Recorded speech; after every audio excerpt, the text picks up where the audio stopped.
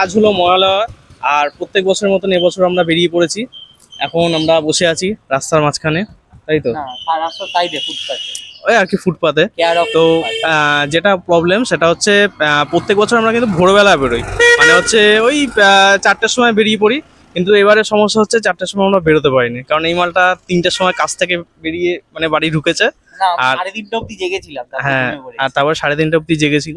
আর আমরা হচ্ছে আমি হচ্ছে মানে 12টার সময় এসে ঘুমিয়ে পড়েছি। আমি জানি যে এর আসতে লেট হবে, তো ওই জন্য আজকে আর রাত জাগাটা হয়নি ভালোভাবে।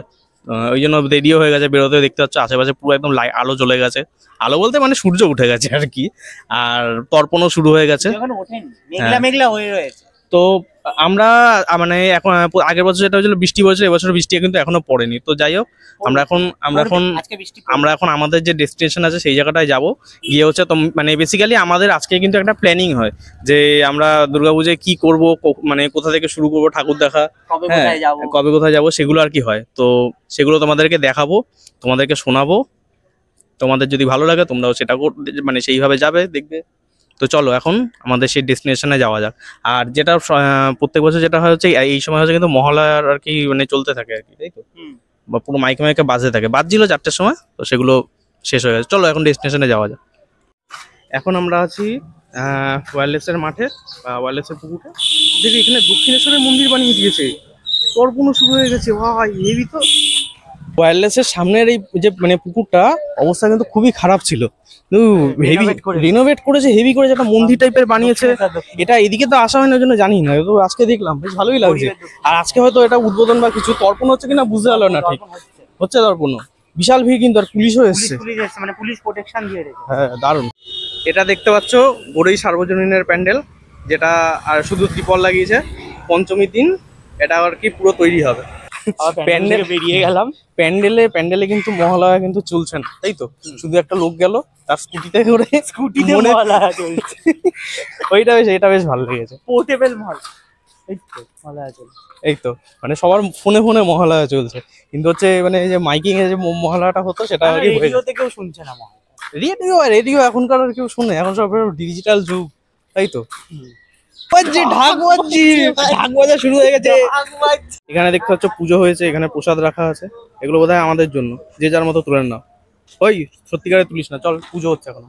আগের বারের সাথে এবারে যে পার্থক্য সেটা হচ্ছে মানে আগে যখন আমরা বেরোতাম তখন দেখতাম পুরো ফাঁকা, ঠিক আছে? আমরা মনে হয় দুজনই হয়তো বেরিয়েছি, আর কিছু ব্যাং ছেলে পুলে হয়তো বেরিয়েছে। আমরা আগের বার কিন্তু আমরা আরো সকালবেলা, হ্যাঁ, কিন্তু এখন দেখছি মানে রাস্তায় মানে অনেকেই বেরিয়েছি আমাদের মতন।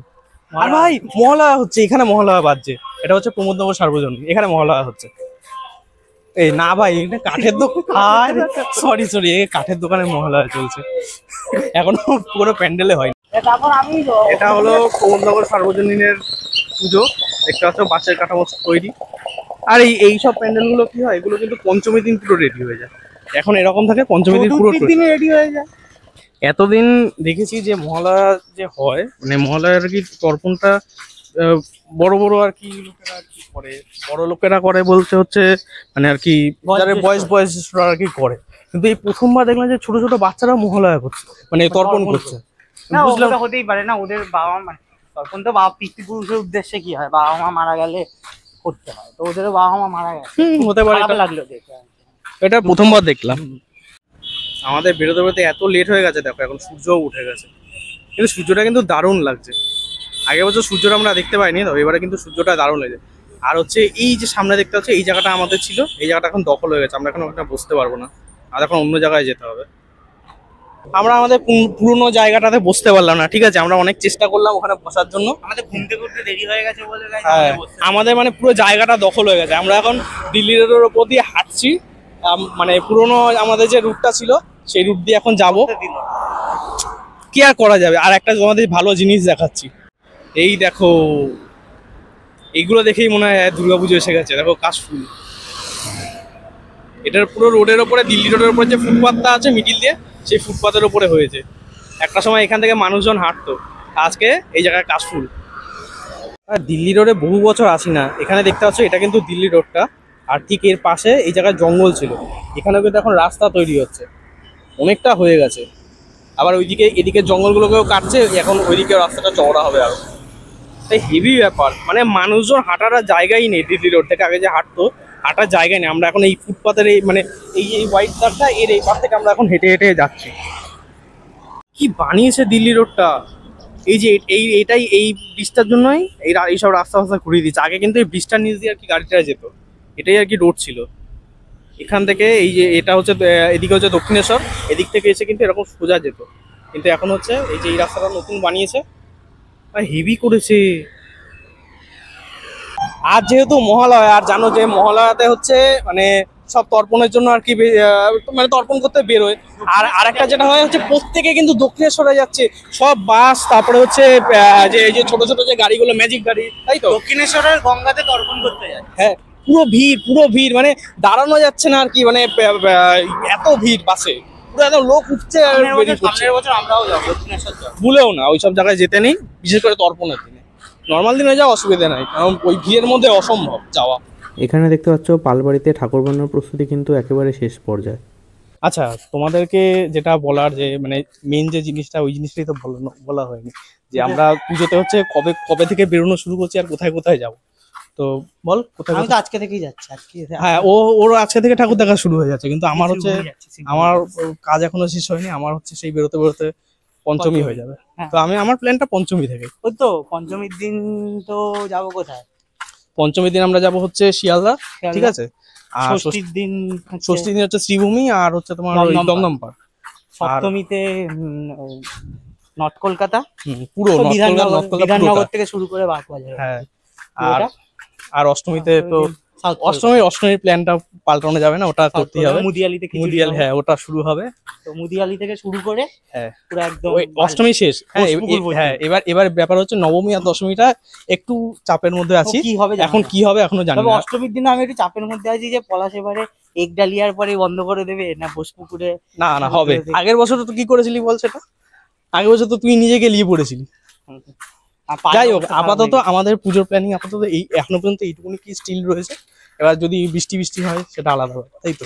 হ্যাঁ, বলছি বনেদি বাড়ির দুর্গাপুজো কি দেখা হবে? বনেদি বাড়ির এবছরে বনেদি বাড়ি, আমি আর পলাশ শোনা বনেদি বাড়ির দুর্গাপুজো দেখি। আচ্ছা, আমি বনেদি বাড়ির দুর্গাপুজো দেখিনি। যদি দেখতে হয় এই চ্যানেলে দেখবে, রূপনাইজ। সেটা বলা যাচ্ছে না, রূপনাইজ ব্লগ এর চ্যানেলে তোমরা যাবে। এর চ্যানেলে গেলে তোমরা দেখতে পাবে বনেদি বাড়ির পুজো। হবে নাকি? হবেই, কারণ ওর ব্যাপার আছে। হবে, নাও হতে পারে। হবে।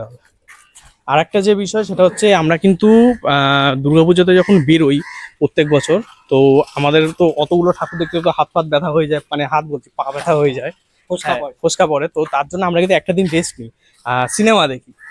তো এই বছর কিন্তু সেই সিনেমার প্ল্যানিংটাও হয়েছে, মানে ওটা নবমীতে আর কি করা হয়েছিল, কিন্তু ওটা ক্যান্সেল করা হয়েছে এর জন্য, আমার জন্য। হ্যাঁ, এর জন্য ক্যান্সেল করা। যাই হোক, এর আর কি যদি নবমীর দিন আমার সাথে সিনেমা দেখতে যেতে চান তাহলে জানাবেন। হ্যাঁ, বল নিজের অভিনীত সিনেমা না, বল। আচ্ছা ঠিক আছে, ওটা লজ্জা পাচ্ছি। এর আর কি এর অভিনীত একটা সিনেমা আসছে, রক্তবীজ 2। হ্যাঁ, যেটাতে একে দেখা যাবে লুঙ্গি পরে আছে। মুভি ট্রেলারে তোমরা দেখতে পাবে। হ্যাঁ, আর বাকি ডিটেলসটা সিনেমা হলে গিয়ে দেখতে হবে। যাই হোক, ওটা আমরা দেখবো একাদশীতে। তো নবমীর প্ল্যানটা ক্যান্সেল করে ওটা আমরা একাদশীতে দেখবো। তো এখন তোমাদেরকে দেখাবো তর্পণ, মানে বাবা এখন তর্পণের জন্য যাচ্ছে। এখন তোমাদেরকে তর্পণের ভিডিওটা দেখাবো। অনেক লেট হয়ে গেছে যদিও। আজ হলো মহালয়া, অর্থাৎ পিতৃপক্ষের অবসান আর দেবীপক্ষের সূচনা।